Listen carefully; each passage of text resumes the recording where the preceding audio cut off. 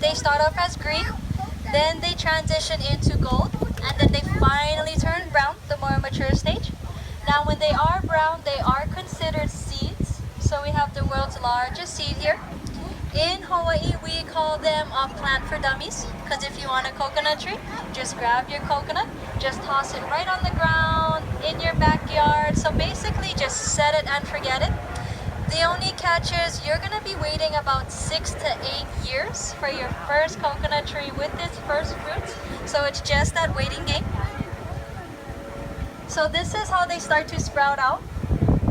And you'll see them all over the coastlines. They travel thousands and thousands of miles. And they practically just root themselves. And they are self-harvesting. So when they're ready, they'll just fall right to the ground. And they'll fall at any stage, but mostly when they're at that green or gold stage. That's when they can weigh up to 15 to 20 pounds. So it's like the weight of a bowling ball. So can you imagine that falling on your head from an 80-foot tree here? It is a permanent stay here in Hawaii. And because they are self-harvesting, Hawaii does have a state law to trim down our coconut trees in public areas every 4 to 8 months. And the reason why for that, there has been over 150 deaths in the past just from these falling coconuts alone. So that is actually more than shark attacks worldwide. So never park or sleep under a full set of coconut trees. I seen a couple of you looking up at our trees. You don't have to worry. We did trim our trees about a couple months ago. We just have the little baby ones growing up there. But if they fall, they won't kill you. They'll just hurt a little.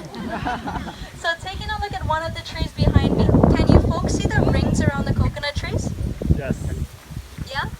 So one ring around the coconut tree represents 1 year. So these trees live over hundreds of years. Now this front part of our coconut, we call this the piko. Piko in Hawaiian means the belly button or the navel. The back part, we call this the okole. Okole in Hawaiian means the butt. So back then how Hawaiians would husk their coconut open, they would have to go down to the beach, find a real sharp lava rock, similar to this. Ooh. So I have a pickaxe welded onto the table here, so credit Ace Hardware. So we're going to go ahead and get this guy open. Now there is no machine in Hawaii that can husk open a coconut because we'll never know the size or the shape of the seed on the inside. So they're all different. That's the reason why they're all hand husked. Now there are actually records to husking a coconut open. There is a Polynesian man. He lives on the island of Oahu. And he can husk his coconut open in 3 seconds. Wow. But he's a cheater. He uses a machete. So 3 chops and he's got it right open. And there is a woman.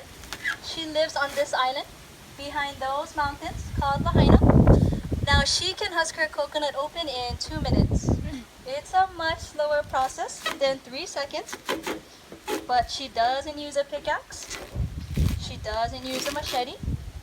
But what she uses is her teeth. So she actually did used to do shows in Lahaina. But she retired. So personally, I've never met her before. So I don't know if she has the world's nicest smile. She has any of her teeth left. So because I'm removing the husk, the coconut will not continue to grow into that tree stage. It does need the husk part to survive. Look at that coconut over there. So I'm going to show you that every coconut in the world, it has a face. It has 2 eyes and a mouth. So some people say it looks like a little monkey, puffer fish, an eel, a little bowling ball. So taking an ice pick or a screwdriver. So I got a screwdriver here. I'm going to show you that poking at the eyes. It is the hard part of our coconut. It won't go through. But if you poke the coconut right through the mouth, it goes right through. So this is known to be the germinal spore of our coconut. It's where all the bugs and the ants make their way in. They drain out that water, make it a bad coconut, and eventually your tree will start to root out. So what I'm gonna do is I'm gonna widen out the mouth, and we're gonna check the liquid in this coconut. Now a lot of people, they get confused with the liquid in the coconut for being coconut milk, because it does come out a bit cloudy white, but it is coconut water. Now coconut water, it is drinkable at any stage, whether it's green, gold, or brown. But if you drink the water from the brown ones like this, it'll act as a natural laxative. So if you ever drink from a brown coconut, just make sure you're near a toilet. So when you do drink your coconut water, it is from the green coconuts, that more younger stage. They hold up to 16 to 20 ounces of fresh coconut water on the inside. The meat in the green coconuts, they're a bit thinner. They have a texture like baby food, really soft. You can spoon it right out. And then when it does turn into a brown coconut like this, it's lost a lot of its water, but it's gained a lot of that meat. So the meat is real thick and solid in these brown ones. Now, do any of you drink coconut water? Yes. Yeah? So if you know anybody who exercises or plays sports, drinking coconut water does hydrate your body better than Powerade, Gatorade, all those sports drinks. It also helps clears with acne, fights bacteria and viruses as well. Now, do you folks use coconut oil? Yeah? So if you know anybody with skin psoriasis or even eczema, rubbing coconut oil on that affected area every day for 2 weeks will help get rid of it. So what I'm gonna do now is I'm gonna crack this guy open. So we're gonna wanna find the eyes of our coconut again. And between the eyes of our coconut, we're gonna find a line or a ridge. Can you folks see that line? See that line? Yeah. So that line or that ridge is known to be the soft spot of our coconut. So taking any blunt object like a hammer, a mallet. So I got a little lava rock here. So hitting that soft spot of our coconut will open up our coconut in less than a minute.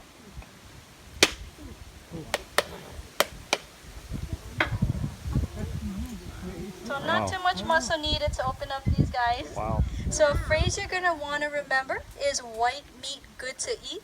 As long as it's bright white, there's no slimy texture to it or any other color. It's perfectly fresh coconut meat.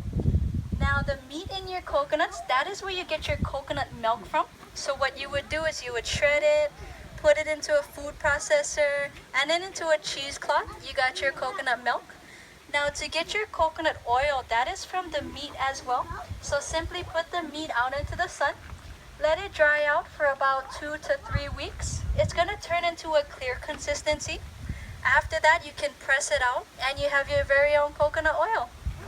So back then, how Hawaiians would take out the meat, they would struggle for hours with seashells. It did take them nearly 4 hours just to dig the meat out. Modern secrets, we have the freezer. So taking the 2 halves of the coconut, sticking it back together, just toss it in the freezer for about 6 to 8 hours, and then take it out and let it thaw to room temperature. The meat will actually pop right off of the shell. So when it does go in the freezer, the meat holds a lot of moisture. Moisture in the freezer only expands. And then when you take it out and let it thaw to room temperature, the meat is going to shrink. So you're going to see it slowly start to peel itself off of the shell. Or some people use the oven method. So you can put these guys on a cookie sheet face down and bake them at 350 degrees for about 30 minutes. The meat will pop right off of the shell as well, but it'll be more like toasted coconut. But after the Hawaiians took out the meat, they never wasted any part of these shells. This became their cups and their bowls. Today we have buttons made out of these shells, picture frames, handles. Some odd reason Hawaii got famous for their coconut bras. So ladies, one size does not fit all. You'll be hunting for that perfect coconut. But the husk was not completely useless. So Hawaiians would use the husk for their fibers. They'd pull these fibers individually, strand by strand. They'd tie up their huts and their canoes. They'd also make their fishing line and their fishing rope. And these are good fire starters. So when they're really dry, they'll light up for about 15 to 20 minutes. And it is a good bug and mosquito repellent as well. So lighting up this husk, the bugs and the mosquitoes, they can't stand that smoke coming out, so really useful. But other than that, this is gonna be the ending of my demonstration. If you folks have any questions, feel free to come up and ask. You're more than welcome to check out the coconuts, touch it, feel it, smell it if you want to. We do have strict health regulations where we're not allowed to give samples, only because we haven't washed these in a year, so I don't want any of you getting sick. But feel free to walk around a bit, take some pictures,